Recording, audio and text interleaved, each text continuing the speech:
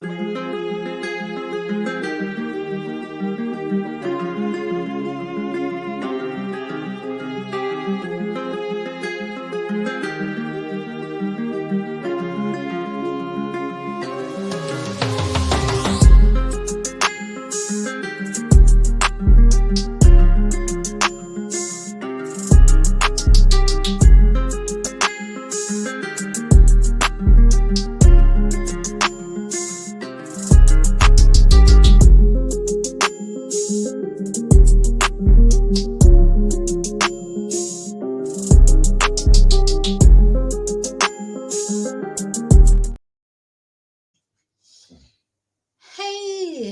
it's me, Vicky Marie, and good morning, good afternoon, or good evening, wherever you are in this crazy world we're living in. The world that just got a little bit crazier today, didn't it? But you know what? I've given up worrying about things. It's just like, what can you do? Life is a journey. Just have to keep putting one foot in front of another. Today's not been a good day, let's say, but you know what? It's a better day than some people have had, and so it's just you're lucky just to get a day, aren't you? You know, at the end of the day. Okay, sorry, I'm not on here to whinge because, you know, my foot's better. The good news is, you know, I broke my toe, or I think I broke my toe. It's been a little bit better today, thank goodness. But I'm still limping. I did actually get the dogs out for a walk this morning, though. They nearly pulled me over a couple of times. Because, listen, I'm slow at the best of times, but with a broken toe, I'm even slower. But it is better. So there you go. That's something positive from today. My toe is better. Or at least a little. It's not as painful as it was. It was it's been so painful. Anyway, so thank you for being here. Thank you for caring about Abby and Libby, because this that we're going to talk about today, of course, is all about this case, the Delphi murders. These two young girls who were brutally murdered. You know, somebody murdered them. Somebody, slit their throats to put too fine a point on it. Somebody did it, and of course, there's all this controversy.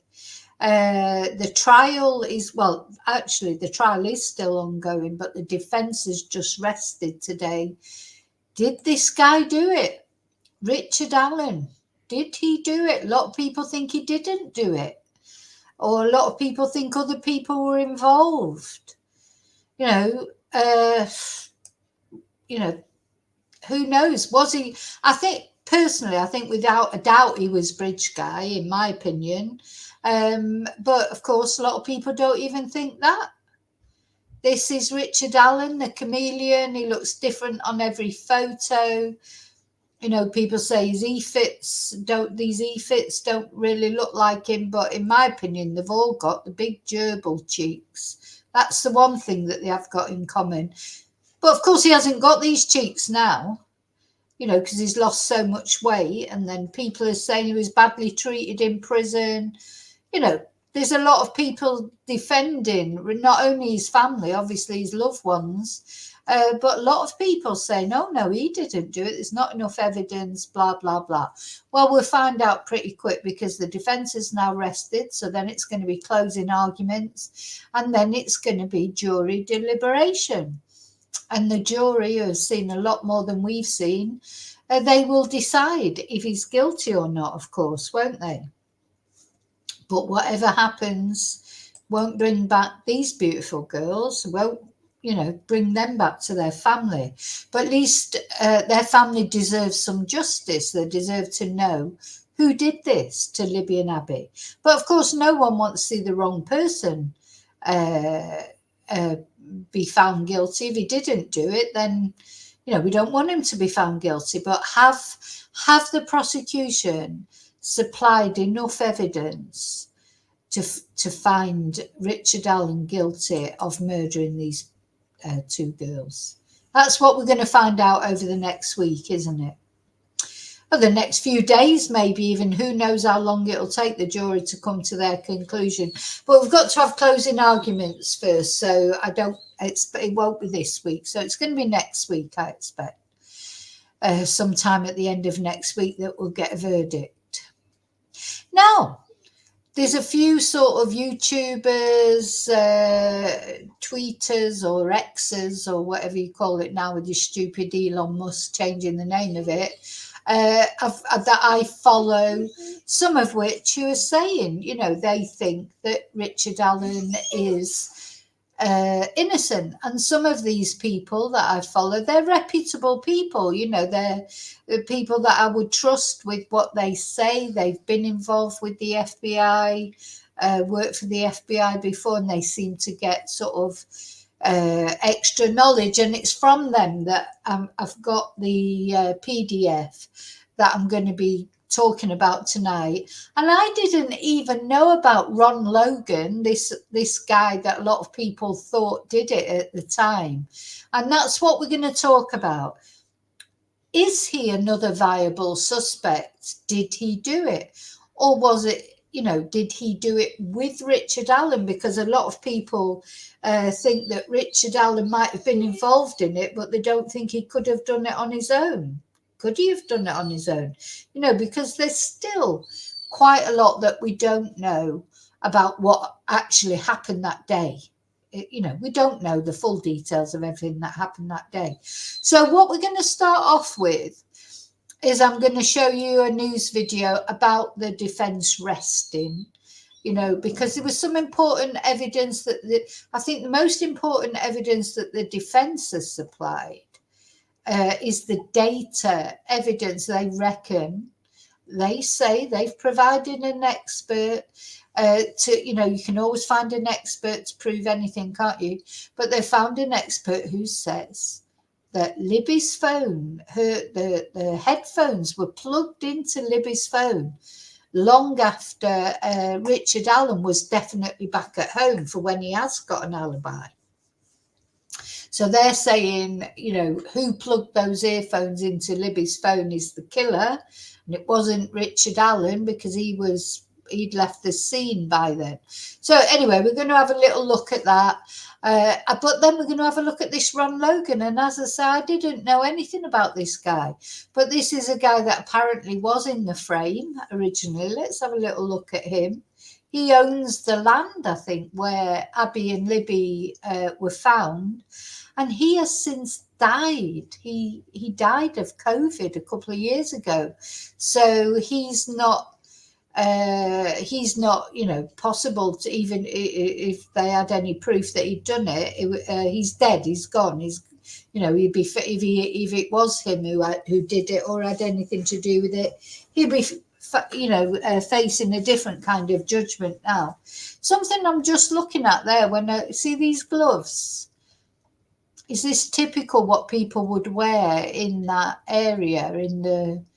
Because of course there was no DNA on Abby and Libby, or there was only the DNA of Libby's sister on Abby, but then Libby's sister was wearing, Abby was wearing Libby's sister's top. But yeah, look at those gloves. That's just they're like gardening gloves, aren't they?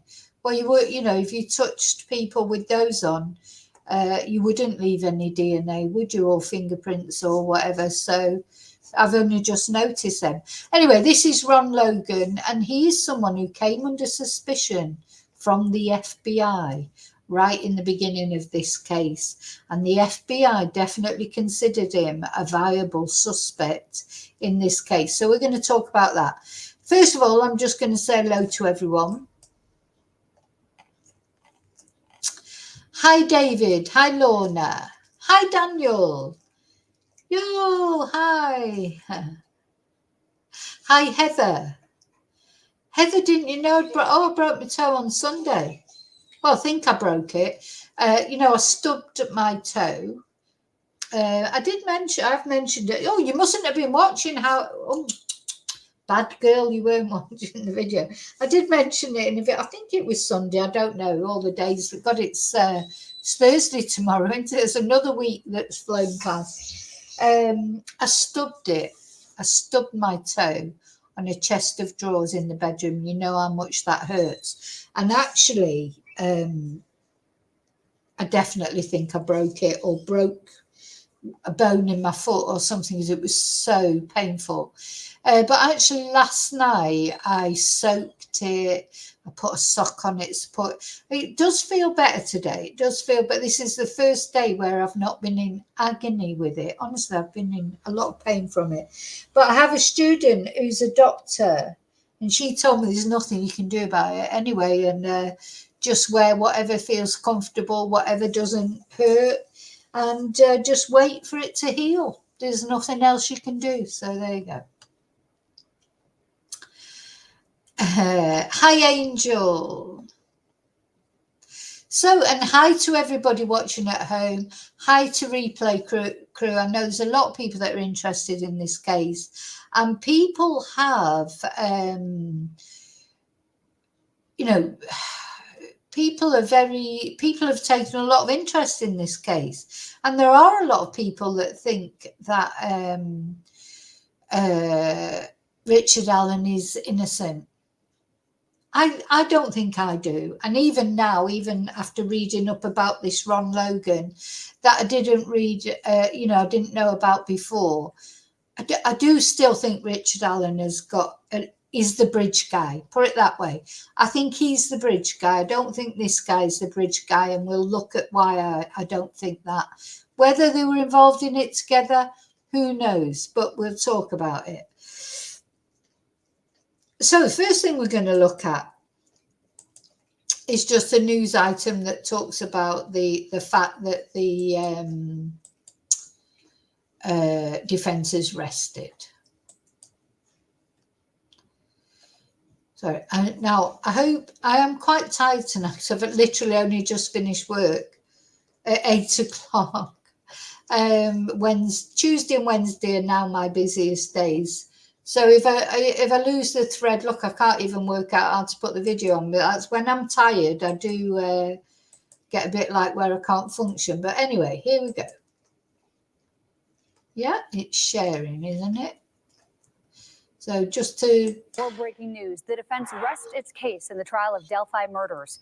The suspect, Richard Allen, stands accused of killing 2 teenage girls, Libby German and Abby Williams, more than 7 years ago. Day 17 of the trial resumed this morning at 9 a.m. We do know the prosecution wants to call a few more witnesses before closing arguments, followed by the jury then getting instructions and then deliberating. But let's recap what we learned from yesterday in the courtroom. The state filed a motion to prevent the defense from calling a psychiatrist to the stand. However, Special Judge Francis Gull allowed it. Let me step aside so you can see here. Dr. Stuart Gracian specializes in solitary confinement, false memories, and false confessions. He told the jury that Allen's psychotic behavior at the Westville Correctional Facility was perfectly consistent with the effects of solitary confinement. You see it right there in quotes.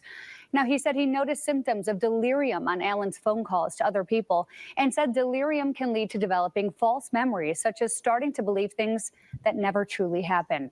A former FBI forensic examiner also took the stand yesterday and said someone plugged headphones or an auxiliary cord into Libby's phone before the girls' bodies were found. Now that's strange, isn't it? If that's true, somebody plugged in headphones or an auxiliary cable, but cable. This is what I mean. I'll start slurring my words, and it's because I'm tired, not because I'm drunk. Yeah, that's strange, isn't it? Wonder. And what does it say? Received a call milliseconds before the headphones inserted. Would that maybe have been Libby's family members trying to see why she hadn't gone to... Because her dad went to pick her up, wasn't it? I think it was Libby's dad who went to pick the girls up. So maybe that was them asking why, why they weren't where they were supposed to pick them up. But anyway, let's carry on. Eldridge examined the data from Libby's cell phone and determined that the headphones were inserted at about 5:44 p.m. and then removed at 10:32 p.m. on the day the girls went missing, bolstering the defense's theory that the killers took the girls somewhere before leaving their bodies near Deer Creek. Yeah, because the defence are insisting this, aren't they? That the girls were taken somewhere and then brought back to the creek. You know, have they created thing is if they can create reasonable doubt, that means a not guilty verdict. Eldridge said that Libby's phone received a call milliseconds before the headphones were inserted. Now, this is also the same phone of where we got video and audio of the bridge guy. So a lot is happening today. A lot even happened yesterday. The defense, again, resting its case. So we will keep you updated on when we get that verdict. Why wait? Get your Daily 3, Daily 4 numbers straight from the Hoosier Lottery today at 1:30 on WND. Yeah, so that's curious, isn't it? Who plugged the earphones in? Did Richard Allen take the girls somewhere else? And yet then there was also evidence given where they said, experts said they thought the girls had not been moved, or they thought that Libby had been dragged, but that Abby had been killed where she was, and not moved. Gosh, it's a very difficult case. It's a very difficult case. So let's have a look. Who is this guy? Who is Ron Logan? Well, as I say, I didn't even actually know anything about him. But let's have a look at a couple of interviews that he did at the time. So don't forget, these girls went missing quite a long time ago in 2017. And this guy, he was still alive then, though he was quite an elderly guy, but a fit, healthy, elderly guy. And he was investigated by the FBI. But I've got a couple of interview videos that I want to show you of him talking. And then also a video that his ex-girlfriend did about him, where she says categorically, she is a bit like, we know the categorically not in the river. Well, she says categorically that she thinks he did it. He killed the girls because he was a violent person. So, first of all, we'll look at the interviews that he did. Because he's a local resident, he was interviewed a couple of times at the time when the girls went missing, or when they were found, because they were found the very next day. So they went missing and were found. They went missing, and then their bodies were found the next day, weren't they? So, right, let's have a look at the first interview.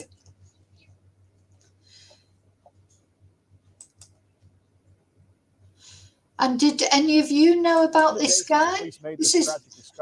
So, I didn't know anything about him until I saw this on somebody's Twitter. Delphi community has been coming to terms, I should say, with a painful reality. Eyewitness News reporter David McAnally went back to the scene of the crime today, where neighbors still don't understand how this could happen to two young girls. Dave? So this interview was done right at the time, within a couple of days of when the girls were found murdered. So this was literally around the time of the event. Let's continue a very methodical investigation here, going down every road in the search for clues. Some folks who live near the crime scene, they fear that their road will never be the same. The crime scene Thursday, a place property owner Ron Logan knows well, but never thought he would know for something so tragic. I can't really wrap my emotions around it yet. It's just so mind-boggling. I haven't really caught up. It hasn't caught up with me yet. Up and down the hills, across that bank, now circled with crime tape, his son grew up playing. So they interviewed him. This news organization interviewed him as he is a neighbor. They didn't interview him because at the time they didn't know he was a suspect or anything. And David, I was trying to reply to you there to say that the girlfriend, she didn't say it until after he was dead. That's funny, isn't it? That always makes me a bit suspicious, because all of a sudden, this guy, she never came out and said, oh yeah, he's definitely the killer when he was alive. After he died of COVID, this guy. after he died, then suddenly she starts saying, oh, yeah, he was definitely the killer. So I'm always a bit suspicious of that. And I was trying to say to you there, David, in chat about it, but YouTube kept rejecting my comment, saying it was spam, because I was saying dead. I was trying to just put dead, trying to type it in, and YouTube just kept bloody rejecting the comment. YouTube's always rejecting my comments. They think I spam my own channel. Let's just watch what he had to say again, because one thing I noticed, and I don't know if you know, I thought he was quite short of breath, even though I think he's 77 or something. I mean, he's quite an elderly guy, but he looks well for it. You know, he's quite a fit-looking guy. He's a big guy, so he's a big build. You know, so is he? You know, some people are saying, well, maybe he's the bridge guy. I personally don't think he is, but I'll show you why in a minute. But yeah, I thought he sounded a bit breathless. Maybe he was a smoker. I don't know. And of course, COVID, not very good for smokers, was it? Let's see what he's got to say again. So he's the owner, though, of the property where they were found. So that is a little bit suspicious, of course. I can't really wrap my emotions around it yet. It's so mind-boggling. I haven't really caught up. It hasn't caught up with me yet. Up and down the hills, across that bank now circled with crime tape, his son grew up playing here. Never in your wildest dreams do you think that he comes down here to play, he won't come back home. He and his friends grieved for the victims, Liberty German and Abigail Williams, both 13. That's why we come back. He goes, I want to show you what it looks like. You couldn't carry someone up and down these hills. Now, I don't know who this guy is, but he looks just like Richard Allen, doesn't he, with the bit? Do they all, maybe it's just the way that, you know, it's the way that they dress out there. It's like a uniform, isn't it? He looks more like he could be bridge guy than the other guy, I think. But I still think it's Richard Allen. Carry someone up and down these hills. It's hard to walk by yourself. We've been able to identify almost everybody else that's been on that trail, and this gentleman has not been identified, and we want to know what he saw, what he might have seen on the trail. Did he see somebody else that maybe some of the others didn't see? The sheriff's department says the trail photos of a man released Wednesday have brought in about 200 tips, and they're checking every one of them, they say. Police want to talk to the man because he was on the trail about the same time as the victims. I think they feel confident that we're going to get this guy or guys that were involved in this, and I think they're feeling confident that it's going to happen sooner than later. Back at the crime scene, hoping for answers. This place is never going to be the same. It'll never be the same, will it? Yeah. I mean, everybody will be, they'll be very vigilant now from here on out when they come down here.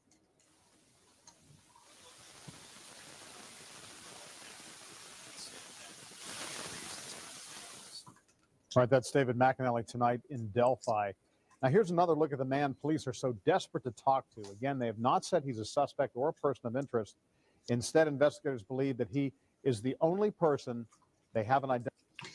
Yeah, I think he's too tall as well. And I just, when you see this guy's face now, you can see his big cheeks. You know, I can all keep going on about his cheeks. But these are distinctive. He had distinctive big fat cheeks. He hasn't anymore because he's lost so much weight. And yeah, he doesn't look very tall, does he? He doesn't look very tall. And also, I think the thing we've always got to remember is Richard Allen himself said he was on the bridge and said he was dressed like that. So do you know what I mean? It's like he has comfort. So I think without a doubt, Richard Allen is bridge guy.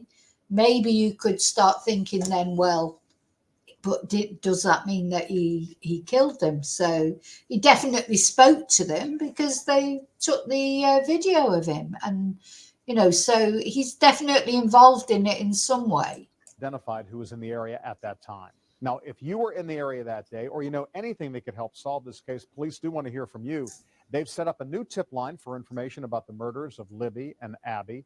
All tips should be called into that number, and you can remain anonymous. You see it right there on your screen. The number is 844-459-5786. Okay, so now we're going to look at another interview with the same guy. In the days since police made this tragic discovery, the Delphi community has been coming to crime, or coming to terms, I should say, with a painful reality. Eyewitness News. Let me turn the other one off. I told you. I'm tired. Sorry, I am tired. But I will remember Carroll to County, share. and still distraught over the loss of 2 of their own. In fact, Eyewitness News reporter Emily Longnecker tonight continues our team coverage in Delphi with how people there continue to cope with the loss of Abby and Libby. Emily? John and Andrea, people here in Delphi are cautious tonight about saying too much of anything. Many of them knew these 2 young girls and they know their families, and they are just finding it still very difficult to talk about what happened. On the outskirts of town, though, where police found the 2 teens' bodies, people are talking, sharing their disbelief and anger. Against the beauty of the sunshine and bright blue skies Wednesday, it was still hard for Ron Logan to believe the violence visited upon 2 young teens just out for a hike on a day off from school. So here he is again being interviewed. Now, the thing is, I think he was probably interviewed quite a lot because, he owns the property where the girls were found. Now, apparently, from what I've researched, people made his life a misery because a lot of people decided he was guilty, even though there was no evidence that he was guilty. And people right up to when he died were suspicious of him. And, to be fair, that's what would probably happen to Richard Allen. Even if he's found not guilty, I expect he'll always be thought of as guilty. They'd have to move completely out of that area, wouldn't they? Because it's such a small area as well. So people associated Ron Logan with this case right up to his death. And apparently, and we're going to watch some videos to show you, apparently he was harassed about it, even though although the FBI looked into him and the FBI cast aspersions on him, he was never arrested or anything like that. Not for that. He was arrested for other things. He was a little bit of a naughty boy as far as traffic violations were concerned. Driving when he wasn't supposed to be driving. There's quite a few traffic offences, and he actually ended up getting jailed for traffic offences. But he'd never had, as far as I know, he'd never had any convictions for violent offences. Who would have thought they let their children out to do something special that day, take a trip down, and it turn out a disaster like this? For 53 years, Logan's lived on the country road near the... So he's lived there for 53 years. So, wouldn't he have done something before? I don't know. But then wouldn't Richard Allen have done something before? I personally think he's too big to be the bridge guy, not only tall-wise, but although I know bridge guy is heavy set, I think he's too heavy set, this guy. But anyway, that's just my opinion. The trail that leads to the Monon High Bridge. People walk up and down it with their children, and yeah, it's quite a nice little trail, and the bridge is real. Never, though, has Logan seen... See how breathless he sounds. No wonder COVID got him. Anything like what he has this week. The search for an eventual discovery of the bodies of Libby German and Abby Williams. The area that they were in is very hard to get to. I mean, you can't get there unless you walk there. I mean, so somebody would be walking with them or something.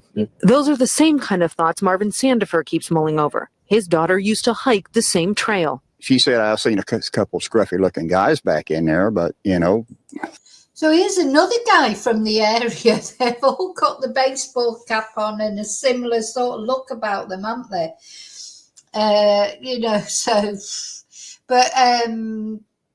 With Richard Allen, there is other evidence, of course. And the fact he did confess to it 61 times. They never bothered me. They went on their way. Sandifer is anxious for investigators to identify a suspect. I'm not really scared. I'm just worried that it would happen again. That's why he hopes someone knows or saw something on that trail Monday and can lead investigators down the right path soon. I hope they catch him tonight, and I hope they make him pay. And with the release tonight of the picture of that unknown man seen walking on the trail Monday afternoon, people here are hoping investigators are that much closer to discovering who is responsible for taking these two young lives. John, Andrea. All right. Thank you. Emily Longnecker in Delphi tonight. So, so there's two interviews that Ron did at the time. Now I'm going to read for you the FBI PDF that shows that he was definitely under the FBI radar at one point, but he was never arrested. So, we've got to bear that in mind. Let me just put some windows down. And share this.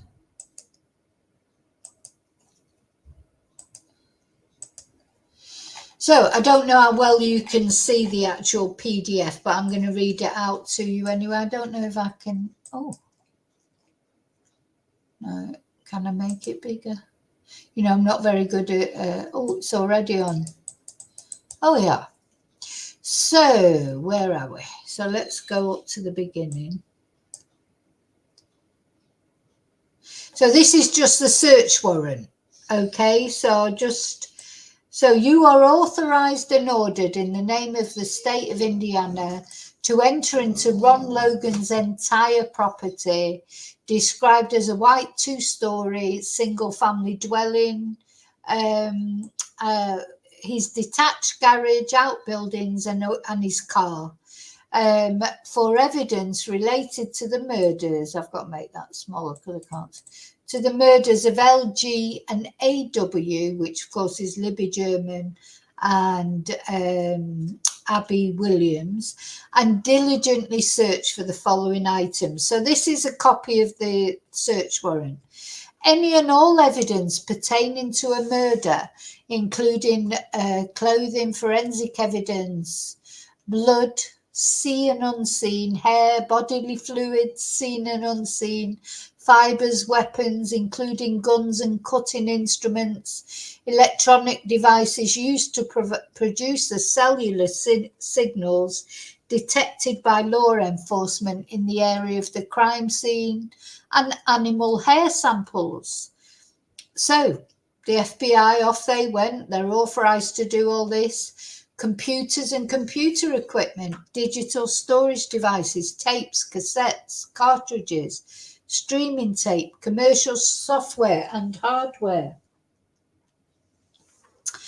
computer disks, flash drives, disk drives, monitors, computer printers, etc., etc. I don't have to read all that out, but basically this is giving the FBI, carte blanche, basically, to search whatever in the home of Ron. Now, let's see, that's, need to go down a little bit. So, Nicole Robertson swears or affirms she believes and has good cause to believe evidence of a homicide is located in the residence of Ronald Logan. So, to get that search warrant, they have to show just cause, don't they? They have to show, she'll have had to, Nicole Robertson from the FBI, she'll have had to show just cause to get the search warrant. And then it goes, so Nicole Robertson, I'm a special agent with the Federal Bureau of Investigation, and I've been employed as such for 12 years. Prior to her employment, Nicole was employed as a Sauk Village, Illinois police officer for approximately 6 years. She's assigned to the Merrillville Resident Agency, and she participates in the investigation of all violent crimes. So then we have the background to the crime. On February the 13th, 2017, at approximately 1 p.m., Juvenile victims, hereafter referred to as LG and AW, were taken to the Monon High Bridge Trail located in Delphi, Indiana. They were walking the trail. I don't have to go through all the longitudes, etc. At approximately 2:13 p.m., which was the time of the last contact with LG and AW by cellular device. The victims were supposed to be picked up by a family member at 3 p.m. and the victims never met with the family member. Approximately 5:30 p.m. was the last successful ping of the cellular phone. The victims, LG and AW, were located deceased on February the 14th, 2017 at approximately 12:17 p.m. Where they say they were found. So were they taken somewhere else, do you think? Why were they not found on that day? Surely then maybe they just didn't get around to searching that area on that day. Don't think, that doesn't seem to have, I don't think any evidence has been brought up saying that they were moved. Like Libby's phone didn't move, did it? Her phone didn't ping off any other cellular towers.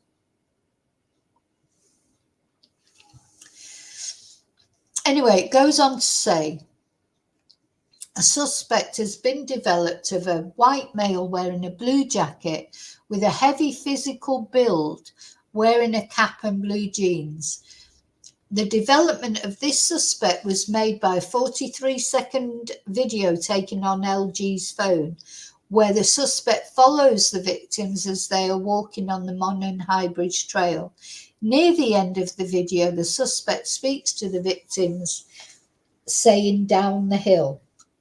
It sounds as if he's directing the victims to leave the trail they were on and enter the wooded area below. No person has come forward and identified himself as the person who met the victims and made the statement.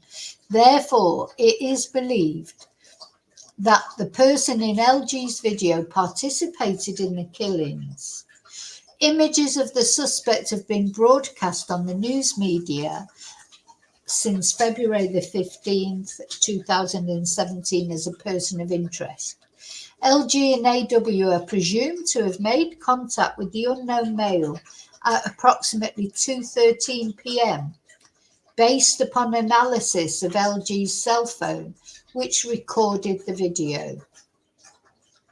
And then on February the 14th at approximately 12:17, victims LG and AW were found dead with wounds caused by a sharp weapon. Of course, we now know that they actually had their throats cut on the property owned by Ronald Logan.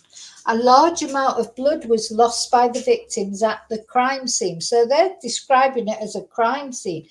I don't think those girls ever left that spot. I don't think they were ever taken anywhere else. Because of the nature of the victim's wounds, it is nearly certain the perpetrator of the crime would have gotten blood on his person or clothing. The location of the crime scene is approximately 1,400 feet from Logan's residence. Logan is a 77-year-old male. He bloody looked good for 77, I've got to say. His physical build is consistent, they say, with the male suspect videoed by LG on the Monon High Bridge Trail. Logan owns farmland and cares for large farm animals. He appears to be in good physical condition. He's been interviewed several times. His voice is not inconsistent with that of the person in the video. Now, I'm just going to come back to the chat. What do you think about all? I didn't even know about this. Did anybody know about this? Hi, Angel. I didn't even know about this other guy. And why have the defense not made more of it? So the other thing that I'm a little bit suspicious of, because if the defense, they've got another possible suspect here, why haven't they brought him up in the trial? Or it could have been him, Why?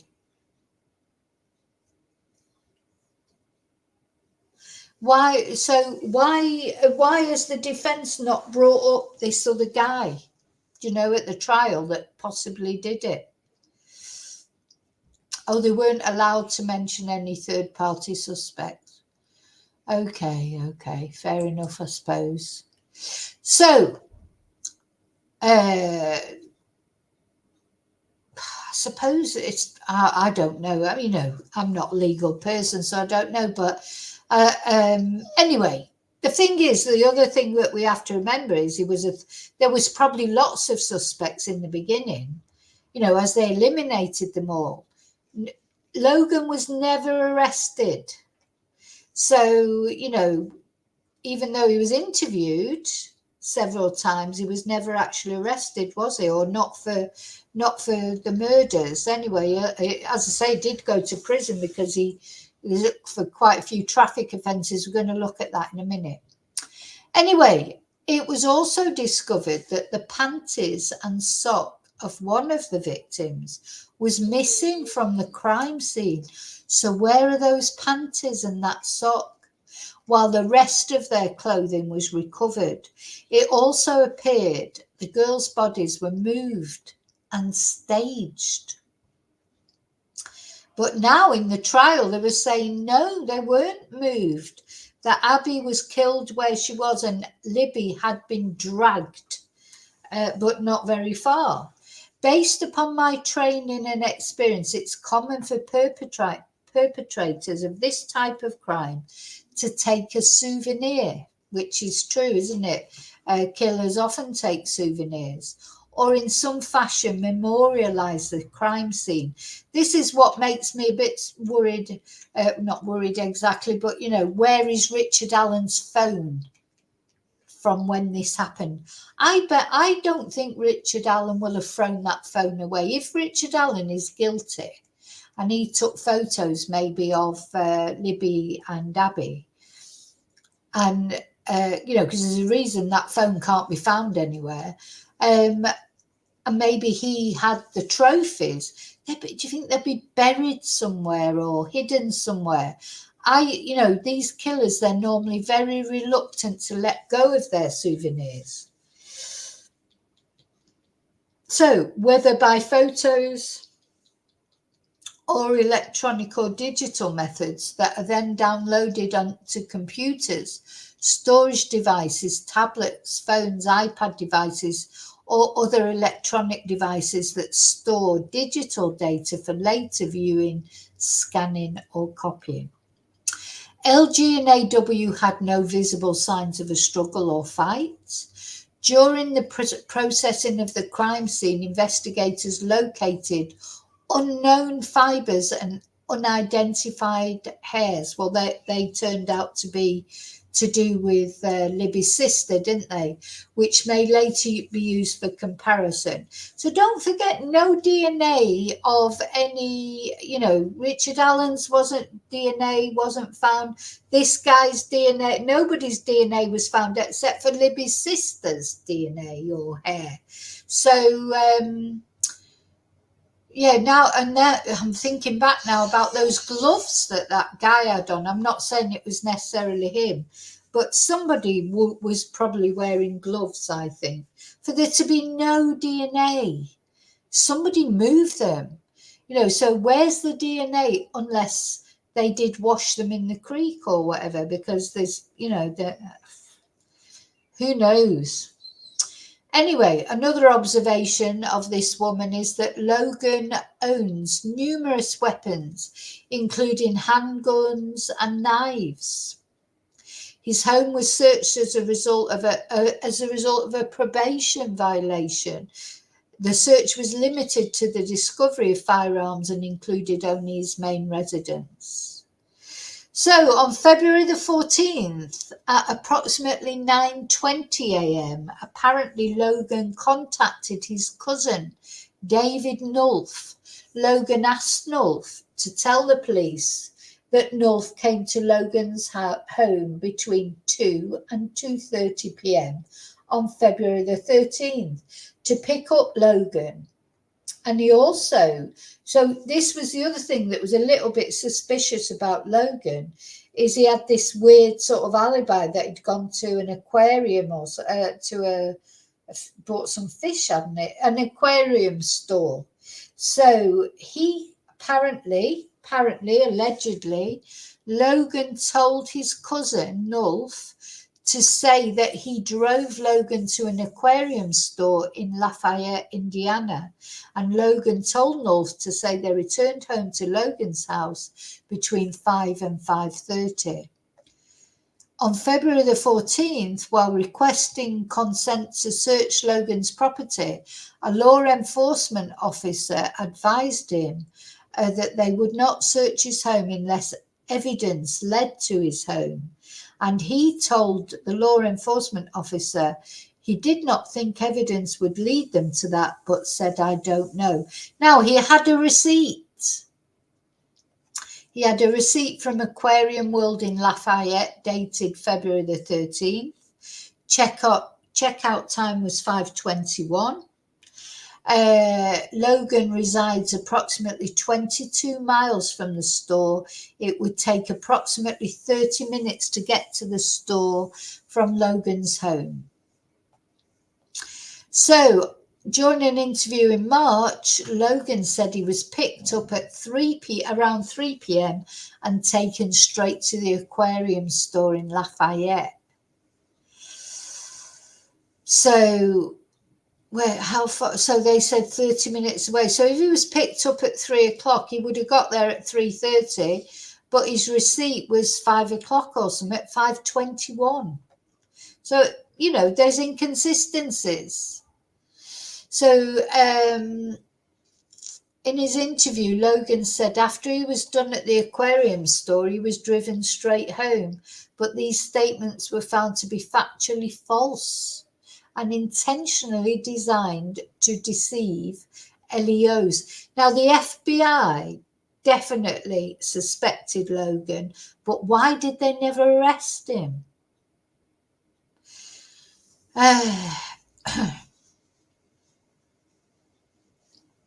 So on March the 7th, his cousin was interviewed and he said that he was with Logan on Monday, February the 13th, and he drove him to the aquarium store. But on March the 9th, he was interviewed again and he said he had lied. He explained that he had lied when he was interviewed in March, and he explained that Logan had never asked him to lie for him in the past. And he knows that Logan has driven his vehicle while on probation and he's prohibited from driving his. So, so it's possible, isn't it, that he told him to lie because he didn't want the police to know he'd been driving his vehicle, which he wasn't supposed to do. So I suppose that's possible. I'm just coming back to the chat. Hi, Popeye.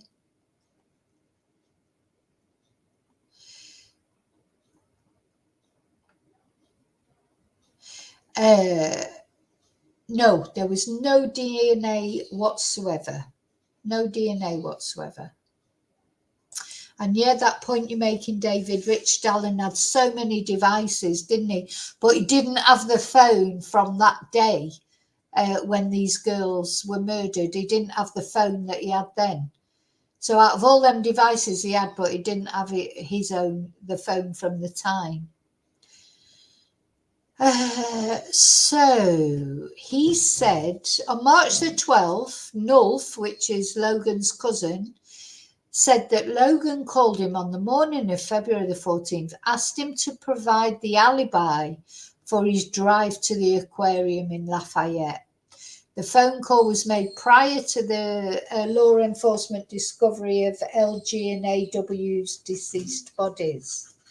Based on investigators' experience, it's reasonable to believe that the creation of an alibi prior to the discovery of a crime indicates culpability or knowledge of that crime. And Nulf said he thought the photo of the male that was released by the media of the man on the bridge looked like Logan. So they learned that Logan had driven on February the 13th to drop off trash. They had video of him driving his white Ford pickup truck.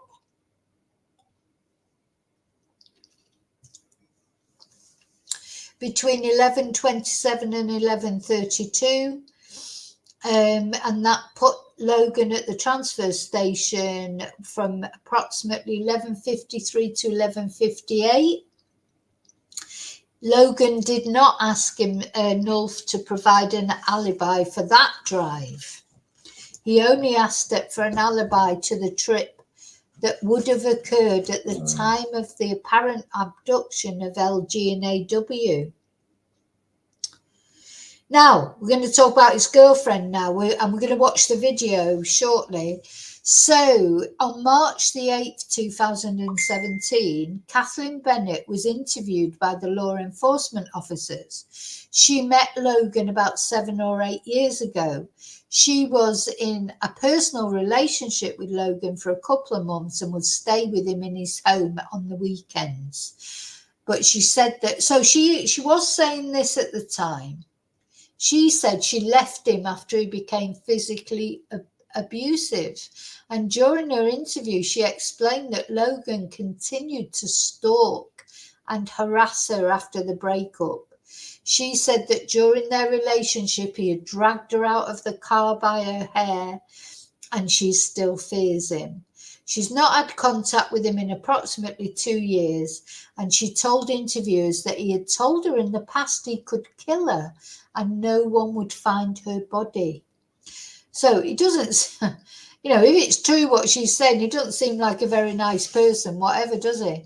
Anyway, she said that she knew he carried a gun everywhere he went. She knew that Logan would carry a gun in a fanny pack. Now, in the UK, fanny means something different, doesn't it, than from in America? That's a bum bag, we'd call it, isn't it? Bennett described Logan's fanny pack as one made out of a nicer material. And she said that when she first saw the photo of the man on the bridge, she thought the police were looking for Logan because she thought the photograph was Logan. She did not realize initially that the photograph was that of the suspect. So a call placed using Logan's cell phone produced cell tower data that shows Logan's cell phone appears to be in or around his property on February the 13th at 2:09 p.m. Although his exact location cannot be confirmed, the tower data shows that Logan's cell phone was in the Delphi area, in the area of the Monon High Bridge Trail. And an analysis of his cell phone data revealed a text message sent from his phone at 7:56 p.m. and February the 13th. The initial exam of this analysis indicates that Logan's phone was likely outside of his residence and in the proximity of where LG and AW's bodies were located. An analysis of his cell phone data revealed a text message received by his phone at 10:16 p.m. An initial exam of this analysis indicates Logan's phone was likely outside of his residence. Logan met with law enforcement on or around February the 17th when they were on his property. Logan was physically able to get up and down the hill from his home to the crime scene. On March the 14th, his former housemate, Ashley Wright, was interviewed. Wright resided with Logan from September 2016 to December. Wright was in a sexual relationship with Logan on and off. God, he tell you what, he might have been 77, but he had a few girlfriends, didn't he? Bloody hell. During the interview with law enforcement, Wright said it gives you hope, doesn't it? Gives you hope, maybe by the time I'm 77, I'll be having such an exciting life as he was having.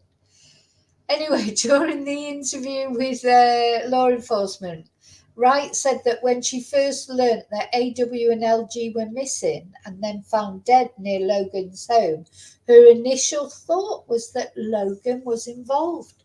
Wright said in her interview that she feared Logan and even previously told her baby's father if she ever ended up dead, Logan did it. On March the 14th, 2017, she explained in her interview that Logan had been violent with her in the past. She said that he had punched her in the face, knocking her down. She explained that she was drinking, but Logan was completely sober during the incident. And she explained that Logan was angry because she disrespected him while she was in his home. So on February the 13th, LG's family began searching the area of the trail where LG and AW were initially dropped off, beginning shortly after 3 p.m. LG's family and other community members joined the search shortly thereafter. Carroll County Sheriff's Office was notified at approximately 5:30 p.m. that LG and AW were missing, and once the search began, no one reported seeing any person matching the description of the male on the bridge. The FBI has established a database for the collection and organisation of the tips provided by the public. A search of the database has revealed 15 tips in which citizens, both known and anonymous, attributed the crime to Logan for various reasons. So 15 people or 15 tips fingered Logan for the crime. Based on the above aforementioned facts, Logan was in the area at the time the crime occurred, and he provided false information about his activities during the crime to law enforcement. He has a prior propensity for violence. He employed others to assist in deceiving law enforcement, and he plotted an alibi for a crime that had not yet been discovered. So, based on the aforementioned facts, I believe there's probable cause to believe that Ronald Logan has committed the crime of murder, and evidence of that could be found on his property. So the affiant requests a warrant to search his property, described as a white 2-story single-family dwelling, etc., etc. And then it just goes on, again, the things that they're authorised to take. And it's signed by Nicole Robertson on the 17th of March, 2017. Now, the thing is, they'll have gone and done this. Sorry, my voice is going. They'll have gone and done this search, but he wasn't arrested, so they mustn't have found anything. So we've got to remember that. If they would have found anything on his devices, etc., the guy would have been arrested, and he wasn't. So we've got to remember that. Sorry, I'm just coming back for chat. Hi, Steve. Hi, Chumba. Hi, Warrior. Yeah, well, this is the big question, isn't it, Warrior? What is he guilty of?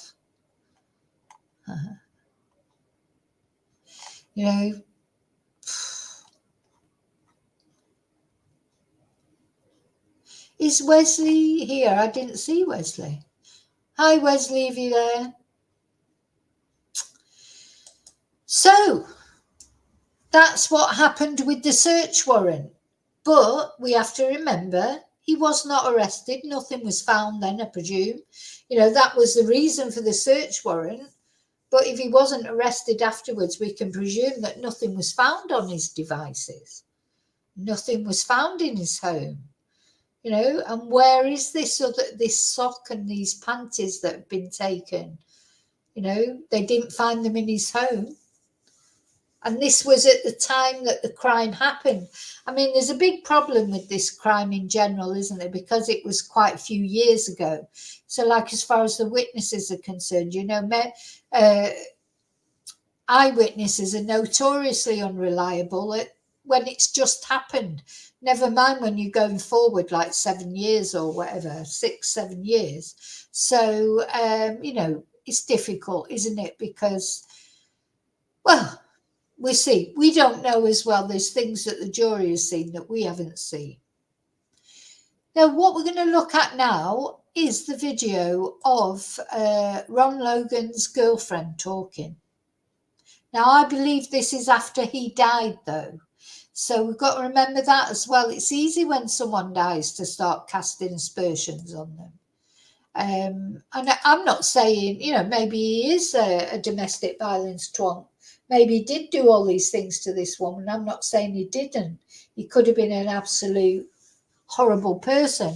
But what I'm saying is when somebody dies, then, you know, and then people come out and say all these things about them, then they don't have, you know, they can't defend themselves, can they? But then why would she say it? You know, why would she say it if it's not true? So there's all these things. So let's have a look at the video. Get an expert to come on and say whose voice they thought it was, you know, or if they weren't allowed to talk about third parties, but they could at least analyse Richard Allen's voice, surely. The tip line. Joining me now, News Nation senior national correspondent Brian Enton. So Connie Dillman seems so confident about this. Like, what else makes her think that it's her ex-boyfriend who's the killer? Yeah, this was a big moment tonight, actually. We've never heard from Connie Dillman before. This is all brand new. So this is something we've never heard before. I mean, when she did get away, we'd always draw her back.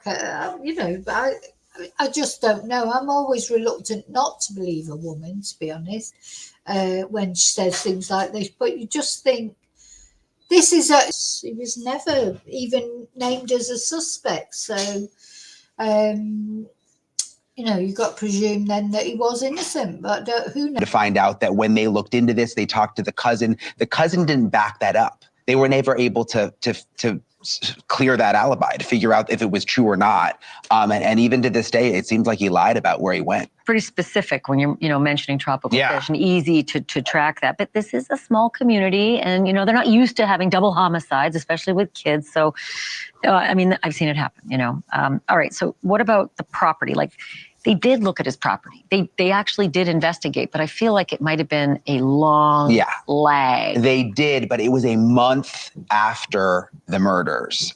So think about it. A month has gone by. There's so much that could have been done out there at that property in that time. A month. Month is a long time for anything. Right. I mean, even the weather can take. I mean, there were a lot of mistakes with this investigation, a lot of issues, and this just seems like it was another one. But thank you for watching. Go to newsnationnow.com to find News Nation on your television provider. And I'm going to watch that again because I want to see that girlfriend talking again. Just so there's something about her when she's talking. I just think, oh, why are you coming out with this now? You know, but who knows? I mean, I just don't know. I don't know what the truth is.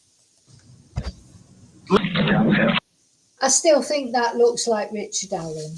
To me, that looks like Richard Allen as he was then, obviously not as he is now. And I do think it's too short, that person. Can't they tell? Haven't they been able to say exactly how tall that guy is? You know, by the perspective or whatever. I mean, God, the things that you can, the things that we can do with technology these days, surely they must be able to project how tall this guy is, surely. You know, because Richard Allen, obviously, he's a short house, isn't he? He's a little guy. And it looks like that other guy, Ron, he's a tall guy. So that would, you know, or surely they can work out with the technology we have these days, surely they can work out the height of that guy. Joining me now, News Nation senior national correspondent Brian Enton. So Connie Dillman seems so confident about this. Like, what else makes her think that it's her ex-boyfriend who's the killer? Yeah, this was a big moment tonight, actually. We've never heard from Connie Dillman before. This is all brand new. So this is something we've never heard before. And let's also not forget in all this that Ron Logan is dead, by the way, for people who are following along. He died of COVID.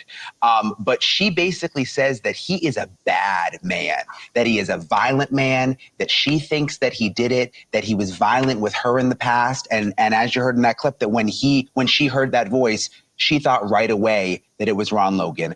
Listen to a little more of what she said for the first time tonight about what kind of man this is. That is definitely not the right expression, is it? That is definitely wrong. But anyway, never mind, bless her. I don't know where that came from.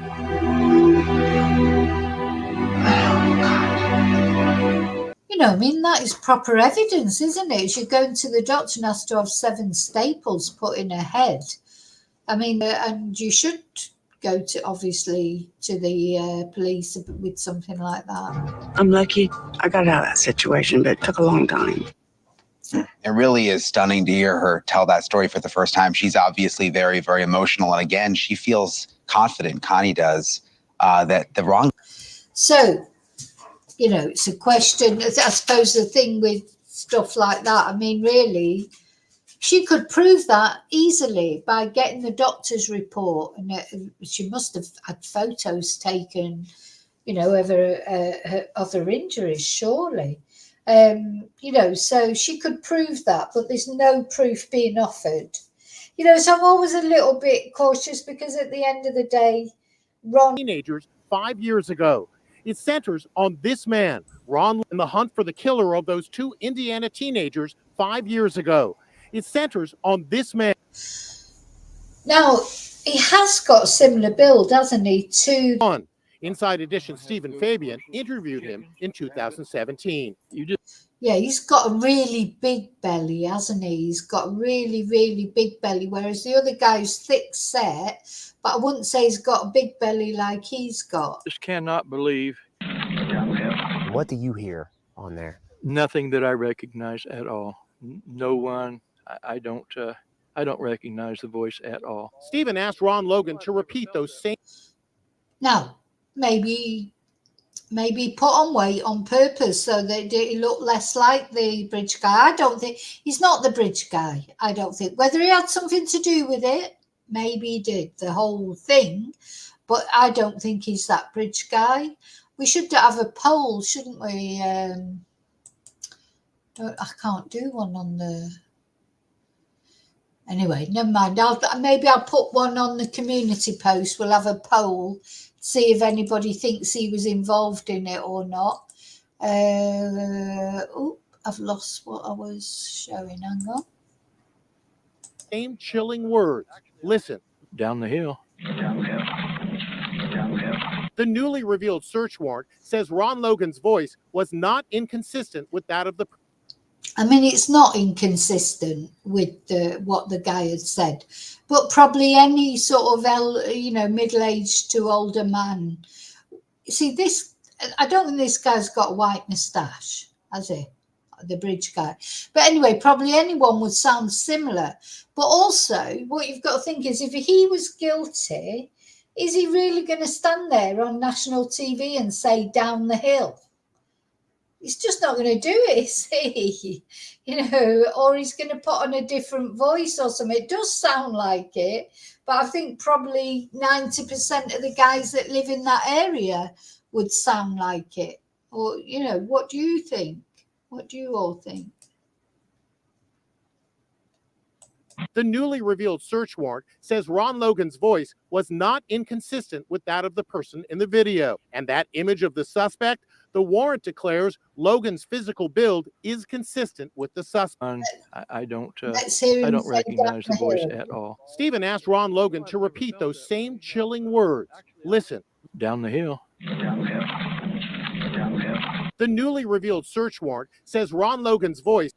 I think the other voice was deeper down the hill, whereas he went down the hill. But I mean, he might have done that on purpose. He might have disguised his voice deliberately.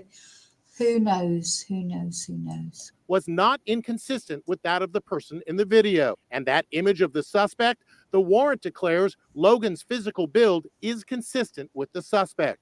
Logan had his own tape. The picture is of such poor quality, it doesn't look like anyone I've ever seen. We spoke to Anya Kane and Kevin Greenlee of the true crime podcast Murder Sheet. They obtained the warrant. I'm not necessarily convinced that Ron Logan was involved in this. Some of the circumstantial evidence against him is intriguing and should absolutely be looked at. Logan is now dead, reportedly of COVID. He was never charged in the case, and it is unclear whether he was ever considered an official suspect. Yeah, what do you think about his walk? Let's have a look at his walk again. Listen, I've got to say that I think if this guy was guilty, he's not going to come and show his walk and say down the hill on national TV, is he? He doesn't have to be interviewed. You know, he could just say, no, I don't want an interview. You know, nobody can force him to be interviewed.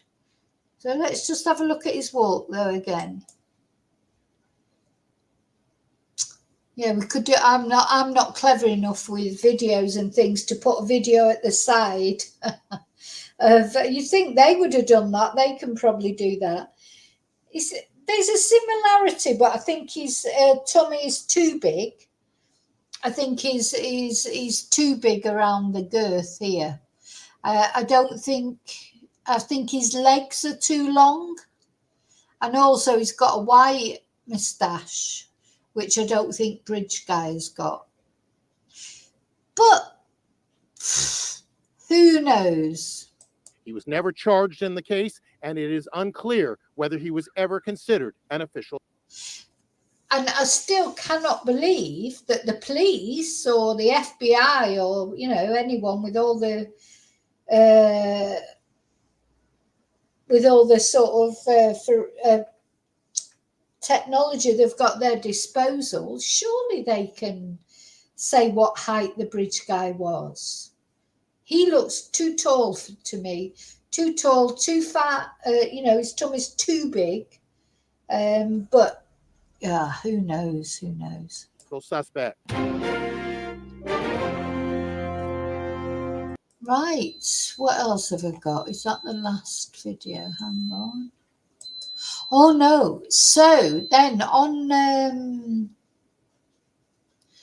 Let's just have a look at some photos altogether.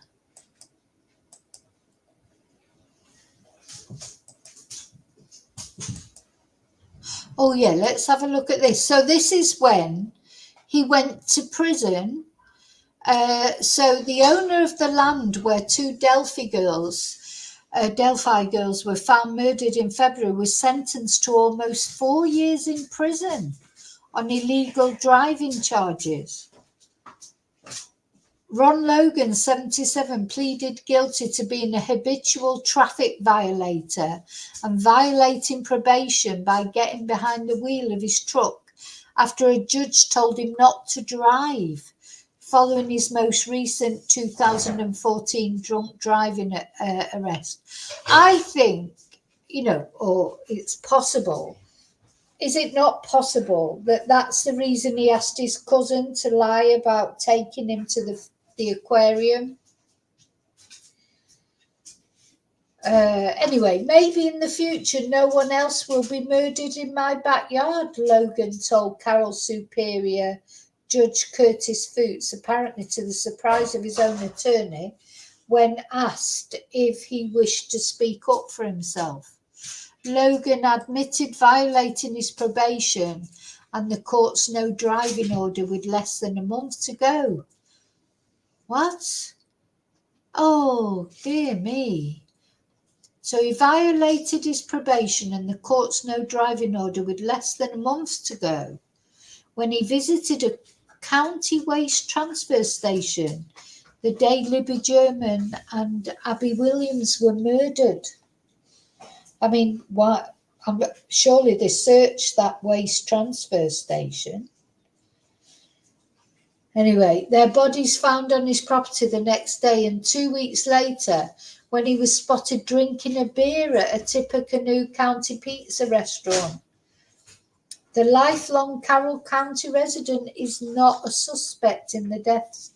I should imagine by the time you get 77, you probably don't really care if you get arrested and sent to prison. He's probably thinking, oh, well, I won't have to, you know, at least I'll be warm and I won't have to pay my electricity bill. You know, it seems like he wasn't bothered about getting caught. His trip to the dump occurred hours before the girls were dropped off for an afternoon hike along the Monon High Bridge Trail east of Delphi. Everybody's thinking he's the guy who doesn't even fit the description at all, said a neighbour named Angie, who fought back tears after the sentencing. People on social media cannot understand, even though law enforcement has said over and over that he is not a suspect, he's not connected to the murders, and why he's in jail, but they don't accept that. They keep saying he's in jail because of that. So they were adamant it was nothing to do with him. I don't think it was only the FBI, the police department. They've investigated him and he was released. So I don't know. I don't know. So apparently he cooperated with detectives and reporters in the days after the bodies were found. And that notoriety may have played a role in community awareness of his driving. Yeah, because probably everybody knew who he was then. So then if they saw him driving around, and the neighbour said, I mean, all eyes are on him right now because he's the property owner. So between 2000 and 2014, he was arrested for drunk driving 4 times, resulting in 3 convictions. Well, I'll tell you what, you couldn't, God, walking across that bridge if you'd had a few drinks. Mind you, Richard Allen had a few beers with him, didn't he? God, I wouldn't want to walk across that bridge whether I'd had a drink or not. God, you'd fall off the edge of it. So apparently they've given him loads of chances before, and then in the end they imprisoned him because, you know, he'd run out of chances, I suppose.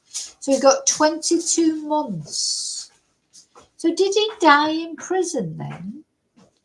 Because he died shortly after this. He died in 2000. Oh no, this was 2017. So he didn't die. I think he died in 2021. But if he was sentenced to 4 years, yeah. So what? He just got out of prison and then he died. Bless him. God, this is, you know, you couldn't make this story up, could you?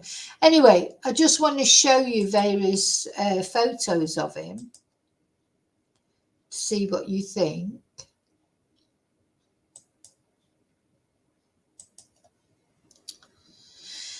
Yeah, here's some, you know, various sort of photos. It looks a bit thinner there. Yeah, you know, this is the bridge guy. I personally, I can see that. Oh, who's that? Is that him? See, he's got longer legs, hasn't he? Is that him, supposedly? He looks taller. He does look taller.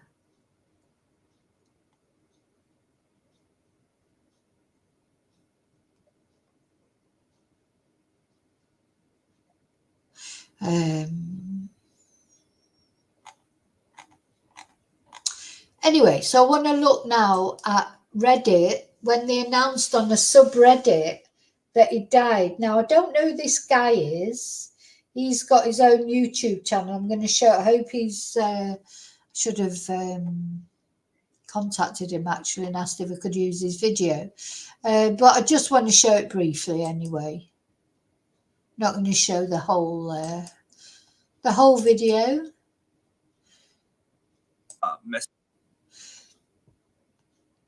But this guy is called, this was 2 years ago, Gravit. Anyway, he came on and did a video. Should like it really. So now I'm using it. Oh, it says it's unlisted. Oh, so it must just be available to Reddit viewers or something. And he died today. And I'm very sad to hear that. Another one that has taken another life of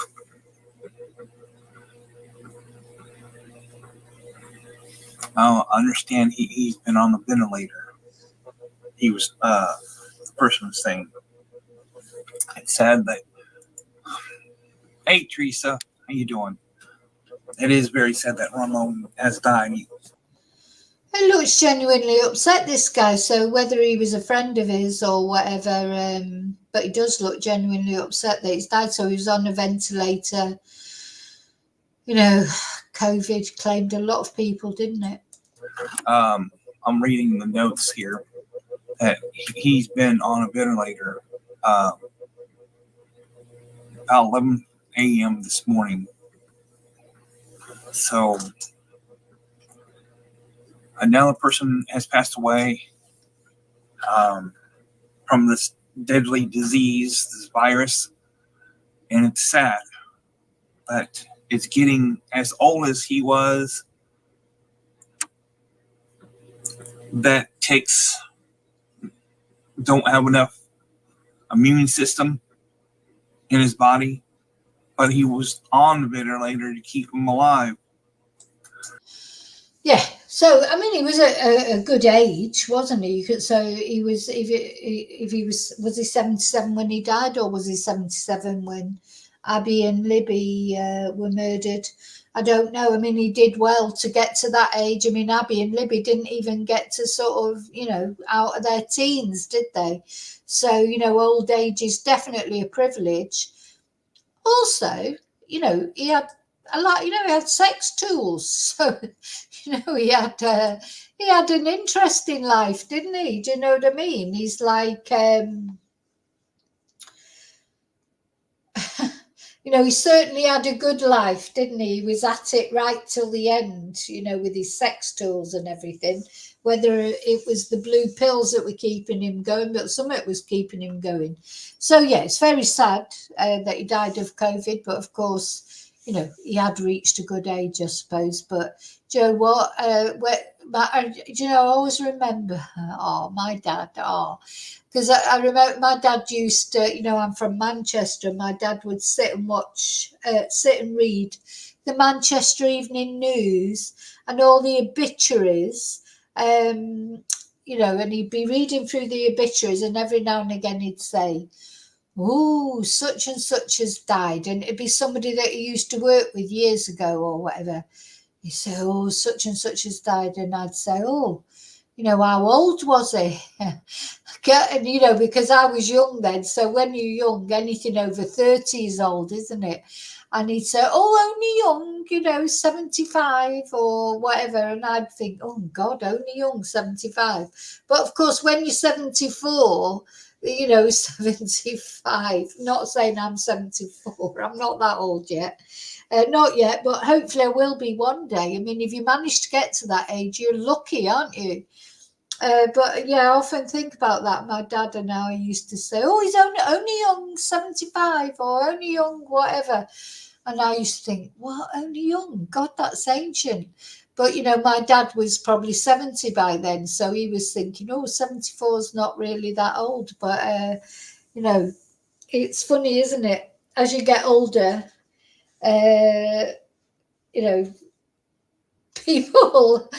people, you think of, that guy is 77 and he was having a sex tool. I'm thinking, maybe, there's hope for me yet, sort of thing. But anyway, no, it's a joke. I'm joking.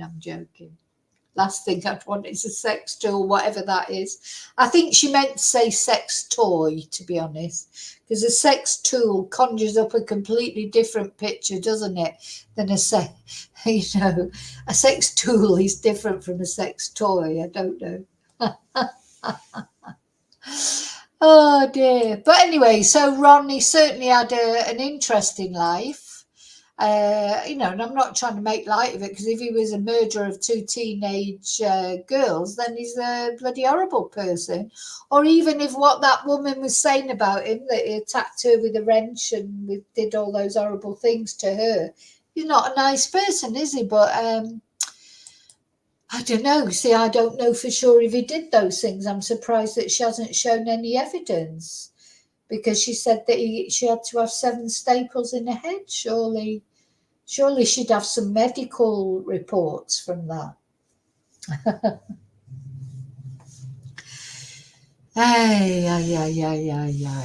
Yeah. Yes. Sorry. I can feel myself getting a bit giddy now. That's because I'm even more tired and I'm hungry now as well. Yeah. I'm sorry, Dre. I think that's a load of rubbish. Nothing to do.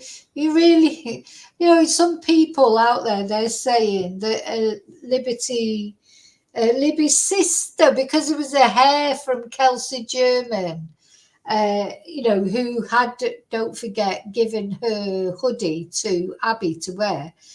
These, people out there casting aspersions on her own sister. I don't like that. I think that's a horrible thing to say, and I don't think there's, any reason for it, to be honest. So to say, you might think that Richard Allen's innocent, maybe he is, but to cast aspersions on a grieving family like that, I think is foul, to be honest. So that's foul, Dre. Sorry, what you're saying. You need, think about how you'd feel if your sister, if you've got a sister or a daughter or a relative gets murdered and people were saying, "Oh, you did it." Disgusting.